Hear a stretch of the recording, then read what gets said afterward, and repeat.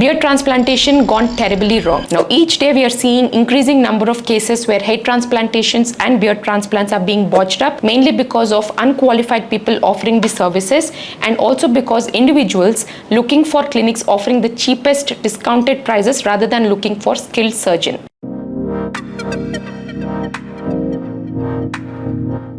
Hi, I'm Dr. Priyanka Reddy, board certified dermatologist and founder of DNA Skin Clinic and Wellness Center. In today's video, I'm going to be telling you everything about beard hair transplantation. Who can get it done, what is the right age, and most importantly, who should not be looking at a beard transplantation. What is the care you need to take in case you're looking for beard hair transplantation. So stick with me till the end, as I'm going to give you a practical checklist so that you can avoid the mistakes that this individual has done to get the best out of your procedure. So before I get into the mistakes that have been done in this individual's beard transplantation, let's start off by knowing who can get a beard transplantation, right? So firstly, anybody having patchy beard and who are conscious about it can get it fixed by getting a beard hair transplantation done. But remember to wait till you're at least 27, 28 to consider getting this procedure done, and not at a young age of early 20s. Let your hormones show its full influence on your hair growth and get all these procedures done that have been mentioned in this video, like minoxidil, derma rolling, getting your PRP injections. Try everything that is possible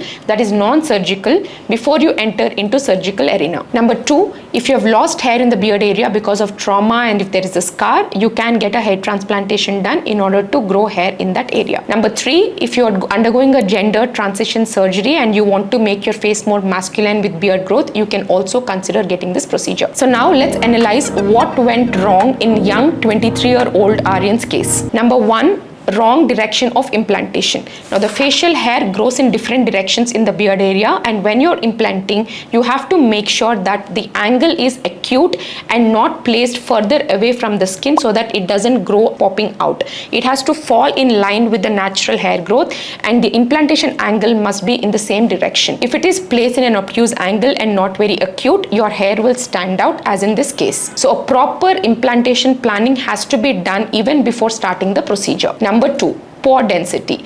Very few follicles have been implanted, thereby giving it a very patchy appearance. It does not give a full thick appearance to the beard area. It still looks very scanty, defeating the purpose of a beard hair transplantation. Number 3, the beard line. The way in which the hair follicles have been implanted in a very straight line does not show a seasoned surgeon's skills. To give a more natural appearance, you have to always place them in a little haphazard manner and not in an absolute straight line. Number 4, we can also see cobblestone appearance. Now this is very common in Asian population if not done right. So cobblestone appearance is a condition where you can see rough, bumpy texture to the transplanted area. This happens if there is skin still around the follicles while implanting, if it has not been taken care of very well. So cobblestone appearance, unfortunately, is a permanent situation unless you remove the hair using a laser hair removal technique, which again defeats the purpose of getting a beard hair transplantation done. So cobblestone appearance to a great extent can be avoided if proper implantation care has been taken by the surgeon. The one more important point one has to remember when you're getting a hair transplantation or a beard transplantation at a very young age is that you can tend to lose more hair in the future as you grow older. For example, if you're getting a beard hair transplantation, like in his case at a young age, if you have genetically predisposed androgenetic alopecia, the male pattern baldness that can set in later on, and you might need another hair transplantation, you are exhausting your donor area. So planning your hair transplantation in such a manner is also very important, where your donor area is preserved for future hair transplantation if required. So make sure your surgeon takes care of the donor area as well and do not exhaust that area. No matter how much we talk about extracting hair from the beard or the body hair, the results are not the same. Always the most and first preferred donor area is always from the back of your scalp. So do not think that you having a lot of body hair equals to getting the best outcome of your hair transplantation. Body hair is never equal to the donor area that we extract from the behind of your scalp. So what is the care or points that you need to know if you are getting a beard hair transplantation done? So number 1, which I had already mentioned, to be wary of the donor area and never over exhaust it. Number 2, make sure your surgeon uses only single follicles in the beard area. When we extract the hair from the donor area, we usually in each graft get anywhere between 1, 2, 3 or 4 follicles.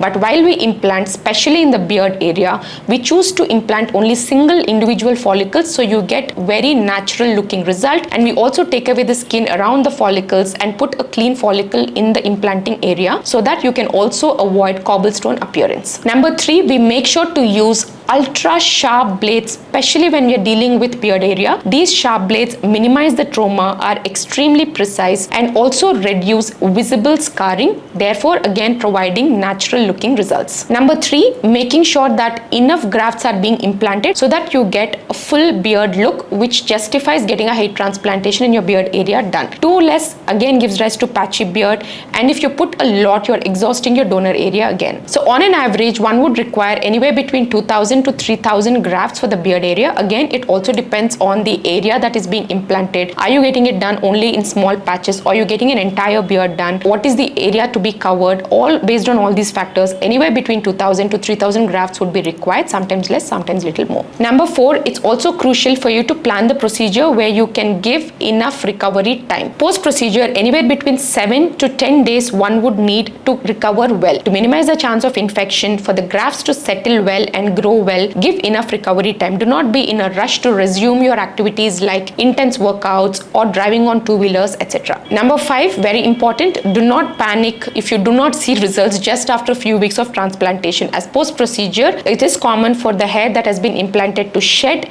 in the first few weeks to months, and for you to see a full result, you will require anywhere between 9 to 12 months. So if you are getting this done for any major event in your life, plan the procedures accordingly, as you will not see results in 2, 3, 4 months. It will require 9 to 12 months. So plan your hair transplantation or your beard transplantation according to these timelines, because you often see men who are just about to get married come in a rush to get hair transplantation done and go back with disappointment, because they will then understand that it would take this much time for you to see results. So this is definitely not your last minute fix. Now remember what you can expect after the procedure. A little bit of swelling, itching, mild burning sensation are all common post procedure, for which you will be put on certain antibiotics, painkillers. But if you see anything more than this, if you start to see pus-filled lesions, increasing pain, swelling not coming down, or if you just feel something is not normal, immediately consult your surgeon so that you treat the problem at the earliest and make sure that the infection is not progressing. Getting fever, chills is also not normal. So if you are experiencing these kind of symptoms persistently, you please make sure that you consult your doctor immediately without any delay.